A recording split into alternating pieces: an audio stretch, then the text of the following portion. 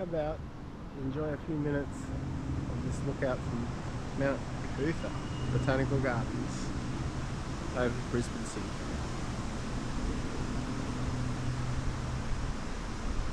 It is quite a lovely view, and it's just you and me.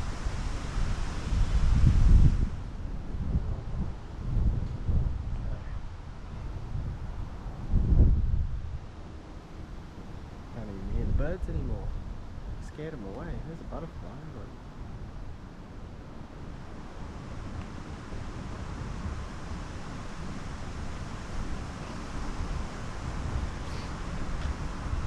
And to think that this beautiful city, and pretty much most cities on the planet, on the surface of the planet, gonna get swamped by the oceans quite soon. It's really quite sobering to think about how good we've had it on planet Earth for so long. I mean, it's been calm, even though there's been so many wars and people have been really stupid at scale, tribally and as nation states. And we're going to have to come together.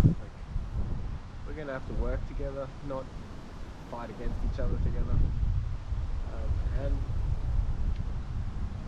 rebuild our civilizations subterranean, because the Earth's calm period is coming to a close. The sun and the galactic long period is coming back to really send a shit ton of energy our way, and evidently when that happens, the oceans wash over the planet, everything's washed away and start again. And yeah, so this time we're technologically able to counteract that through space programs and becoming a Kardashev post-scarcity civilization. But there's a lot of work to do, and we really need to get rid of the monetary system to be able to do it democratically. Like, I'm proposing a 10 million or more person city underneath Moreton Bay, built out of the sands from Moreton Bay, under the water, under the sand, a crystalline city, all clean tech, no vehicles, no pollution, all the food and medicine produced on site, teach people how to be masters of their own bodies down to the cellular level, subatomic processes. So say everyone gets a 200 to 500 square meter dwelling. Because we're going underground, we can have so many layers, and if you take the size of Moreton Bay and just do one layer from like the Gold Coast up through Stradbroke Island to the other Bay Islands, Moreton Bay, Robbie Island up to the Sunshine Coast, all that area there, across to Brisbane and Redcliffe and those places, you could fit several million people there in one layer at larger living space than you have now. So you produce all of your food in your own living space, be like a food computer. You would be able to analyze what you need and create it on site through aquaponics, aeroponics, hydroponics, creating insects, fish, be able to grow other animals on other layers, be all self-contained, so if there's a virus, people can live in their own spot and not have contact, but use virtual reality and mixed reality, augmented reality to interact at a much higher level than we're currently learning to do now with the COVID pandemic. These things are really not very difficult to engineer from our current standing, The only problem really is the cost. And yeah, while people cling to this stupid monetary system, it's just a lot of the creatives just don't bother. They don't want to commercialise things. I don't want to commercialise things. Yeah, but could do it, no worries. You could save the whole planet. Leave no one behind, unless they want to go behind because they don't want to have radical life extension. They don't want to have to rebuild the surface after the oceans wash over or the asteroids hit, or the solar mega flares and micronova change the structure of the atmosphere and push the ionosphere down so it arcs out. We're going to have some incredible lightning storms in the lead up in the next few years. Like solar cycle 26, I believe, is 25. It's just starting. It's a very big sunspot currently. Sunspot group currently facing Earth, and it's very early. But we're going to see over the next 3 years in the lead up to the peak of this sunspot cycle, lightning will be much bigger. Storms will be much bigger. People will attribute it to climate change, but it's the position of our star in the galaxy. So the solar system is in a position where it's going to receive more energy from the galaxy. And as that energy comes in through the top of our system, the sun then pushes it out to the planets. And the other planets are changing. They have been changing for a while. The magnetic North Pole has been wandering quite a lot, and it's been speeding up over the last 50 years. It actually started, records seem to indicate it started during about the same time as the Carrington solar flare event, which is about a 1 in 200 year solar storm. And what we're coming up in this galactic long cycle is the 1 in 12,000 year storm, which is a solar micronova. And yeah, if it's pointed in our direction, or it's the sun sends large pieces of its crust off in all directions, then yeah, there's going to be asteroids, there's going to be new mountain ranges created, new scars on the surface, new canyons, maybe a new Mariana Trench, new Grand Canyon, new Himalayas. These kind of things happen on long-term scales, and there's mounting evidence to say that this is about due to happen to our system again. So we should be preparing immediately. We would be, if we knew aliens were coming, we would be preparing now. We've seen all these movies, these sci-fi things, how people can come together if we're under threat of extinction from war. But this is not war. This is the singularity that can bring us together in engineering and civil engineering, and make us construct magnificently large structures out in space, settle other planets.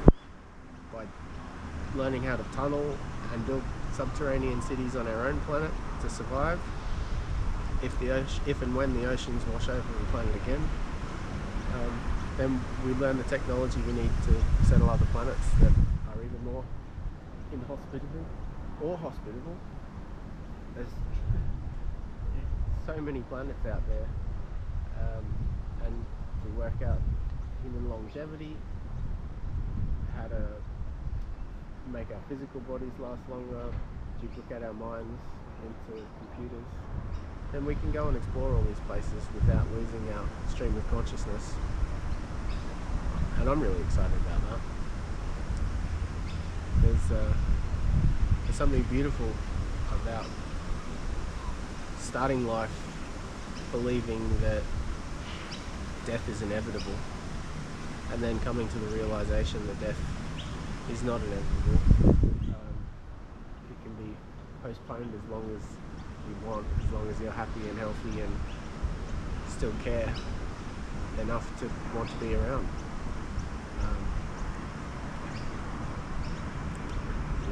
It's an exciting concept, and I'm quite feeling that even though now is a very great time to be alive, perhaps the greatest, because we're coming into that choice of ethical immortality and living on multiple planets, and the Star Trek era, exploring peacefully throughout the galaxy and beyond, and the multiverse through virtual realities. The world as it is quite mundane, even considering the nonsense that happens during these big elections. All the arguing and pettiness and the acting, the paid actors and the paid advertising and the corporations and everyone pulling levers like crazy trying to make the world's greatest story, the world's greatest act. It's like little ants on the comparison of multi-planetary, multi-star systems. Like tidal waves, like what happened in Japan a few years ago. That if they hit the east coast of Australia, like if a piece of Hawaii broke off again, we would be, there'd be a lot of people dead, even with tsunami warnings. But if we start building these under ocean, under seafloor, subterranean, in the mountains as well, with cities with fast evacuation systems, tunnels so that we don't have to worry about drones dropping from the sky, any of that military stuff. If you're underground, you can have ultra fast transport, you can evacuate quickly, build a techno-mycelium. If you know what a mycelium is, it's kind of a structure that pops up mushrooms. It's a very large structure with all the nutrients to grow the fruit. Well, we build a techno-mycelium underneath the city or nearby, put all of our resources and for rebuilding under there over a 5 or 10 year period. Like we have, each solar cycle is about 12 years, so we've got about 3 to 4 years from now until the middle of this solar cycle, and if the sun is not triggered during this solar cycle, it's likely to be the next one. So we can rush this and get a large portion of our minimum infrastructure like underground. We really need to clean up all the pollution on the surface, like decommission all of the nuclear power plants, and secure the storage of all of the things that could pollute the surface. Because if it does happen and these aren't decommissioned and replaced with clean fusion power that is now a real thing, then we won't be able to resurface for a much longer period. Everything will be toxic. So we need to replace those things or put them underground in secure locations where they won't be damaged by the oceans washing over the planet. Living on the surface has been a luxury, a beautiful blessing, a gift. But for a time coming soon, if we stay here and don't have our secondary and tertiary options underground and in outer space off-world, then we'll be largely wiped out. And like, why do that? Like, why even? There's no. I can't even see a point in naysaying. Just, it's happened before. It's happened in all of our myths, all of our religions. So why risk it? Look at the science. Put more satellites up. Start the designs. Get students in high school and engineering students and adults, get loads of people that are out of work, build games like upgraded version of the old SimCity games, if you know what they were. Anyone in their 30s should know about those. Maybe a bit older you might not. But if we build game-like tools, allow people to simulate solutions on an elementary scale, but then progress through prompting and game and collaboration to more complicated stuff, then we'll have a huge variety of instructions kits for solving these problems. And yeah, it'll be really straightforward. We'll have so many options. People will be able to go to the place where that suits them best and build a life plan, make themselves into whatever they want for the next stage, like a grub going into a chrysalis and then turning into some amazing butterfly. But you go into a chrysalis that's bigger than a standard mansion that you have now. It's underground for a while. Wait for the environment to say that this thing's going to happen. You go under there. Wait it out. You come up. And you learn how to fly while you're safe. Yeah, let's start putting these things into movies. Let's put them into games. Let's start singing songs and creating art that brings hope, even to something that is so catastrophic that it's been etched in the mythological human memory for thousands, if not tens of thousands of years, and it's coming around again. So we should face it early,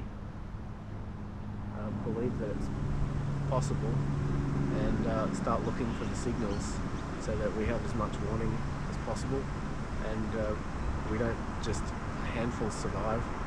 The majority actually thrives through this. Use it as a catalyst to end world hunger, feed everyone, clothe everyone, house everyone, give everyone access to information and education. Do not let the status quo continue. Do not let the status quo continue. There's still billions of people that need your help. Get rid of the monetary system as quickly as possible, but do it calmly, do it through a game, do it by creating your own aura of intelligence. Define what you would do with your time if you didn't have to earn money first.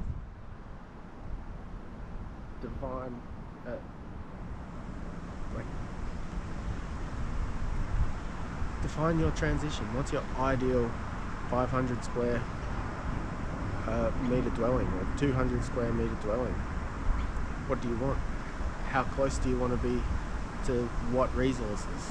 Look at everything the world has to offer.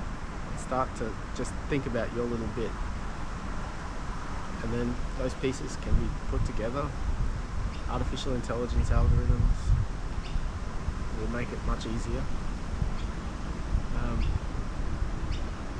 Start defining your aspect, and then if you could have your own planet, if you're building your own city on another planet, spend some time thinking about what you would want there, what type of people you would want, what type of values in your community, what type of activities would you do. Like, do you want to engineer a whole planet, or do you just want a space station? What infinity is within your grasp, within your personal space. If you learn how to transmute, you can be an alchemist, you can be a wizard.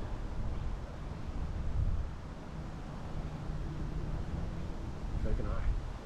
I'm getting pretty good at it. But there's a ways to go yet. Transmutation of elements is something I've read science about in creating the fusion process. Plasma fusion can occur in a few different ways.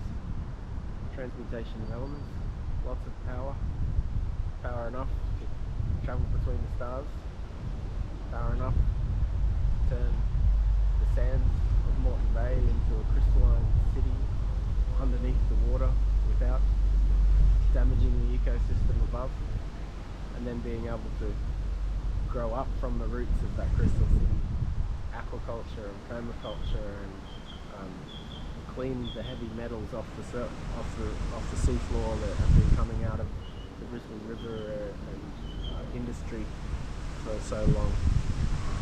We can do all that. It's just very difficult to put a price tag on it. And if people insist, if anyone insists on putting a price tag, it's going to make it so much slower. We honestly don't have the time to be that slow. And I'm not going to waste my brain power trying to put a commercial value on it. But I can certainly work out how to do it on it from an engineering perspective. Just need to have the right people. It's really not that difficult. It's just an ongoing process. An exciting time to collaborate. It's an exciting thing to work on. I'd love to work on with you. But yeah, let's see how we go at getting the word out. Like, who will listen to reason? Who will try something so great and grand and amazing like never before? Who's so bored of the mundane and the 1%ers controlling everything that they'll believe, or at least suspend disbelief long enough to engineer some basic concepts. Like a few months with a few teams of people learning game design and artificial intelligence, and like impossible things become possible. Like, a lot of people have no idea the power of these real-time graphic engines like Unity and Unreal Engine and some of the other stuff that has been created. Like, you can literally create infinity of infinities, infinite layers of infinite things, infinite connections. You just have to work out the right algorithms to put the compute power in the right place for consciousness to stream through it. Like living consciousness to put on the glasses or look at a screen, press some keys, say some words, and engage with the pixels or the voxels in three-dimensional space to create a story, to engineer, architect, whatever you want. There's massive big space games out there, with massively multiplayer online games. There's people now with virtual reality headsets. I'm talking to you now on a virtual reality GoPro Max that cost me like $700, goes underwater, does 360. I mean, like, this is all happening in such a short space of time. What comes next is literally the beginning of infinity. And what kind of infinity do you want? There's infinite infinities. Do you want it to be blissful? Do you want to be a bliss junkie, a joy junkie? Do you want to have a period of life where you have so much fun, joy, love, hope that the nonsense, bad things that you've had to deal with for however long in your life fade into the background, but they never disappear. They give you a good sense of contrast so that you remember that suffering and don't get complacent, because humanity has had a struggle on this planet about it. We continue to struggle, but we don't have to struggle forever. We can seize the day, carpe diem, and transform, transcend. We can be whatever we want to be, whoever we want to be, whenever we want to be, however we want to be, for how long ever. It's really exciting. Like, I'm trying to stay relatively calm because it's a serious topic, like deadly serious. If we don't move on it, it will be death and destruction on a planetary scale. It's not certain exactly when, but it's cyclical, evidentially through ice records, through sediment records, through rock samples, through our mythologies, and there's probably a lot of other ways that we can look to see the proof. And as we get with Elon Musk is just about to launch the first test of Starship, formerly known as the Big Fucking Rocket, BFR. It had its first hop, a 50-meter hop or something, a 300-meter hop last week or the week before. This week they're doing a 15-kilometer test of a 50-meter rocket, and that's like only small compared to the stage 2 of the rocket, the other stage that hasn't been tested yet. Then we have something that can put really large satellites out, and structures and robots and people out into orbit and to Mars and to the moon and asteroids and anywhere in the solar system, basically. Like, we'll be able to understand more signals further out, and we'll have better warning systems for when this energy is coming. And so can we just suspend disbelief from now until we get more of these satellites out to give us early warning, and then let's just get a lot of people moving on the gamification, the design, making art, songs, putting resources and people to work on subterranean civilizations so that we can decontaminate the worst of the surface at the bare minimum and have infrastructure underground so that lots of people will survive if this solar cycle is the one that the sun bursts in micronova. And then we take it solar cycle by solar cycle. Like breathing, we grow periodically and get further out, better signals, create feedback loops so our knowledge positions increase in accuracy and reliability, and then we'll guarantee that almost everyone on the planet will not only survive but thrive. The only people that won't are the ones that don't want to. So if you've got a will to power through this and to increase your standard of living during the process, you can do that. I encourage you to do that. I'm going to do that. Let's do it together. Let's share some time. Let's share some conversation. Let's share our intellect, share our joys, lots of experiences, and let's ensure humanity thrives.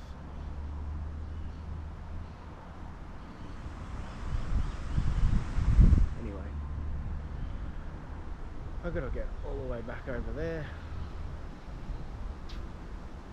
So I'll leave you to ponder what I've just spoken about.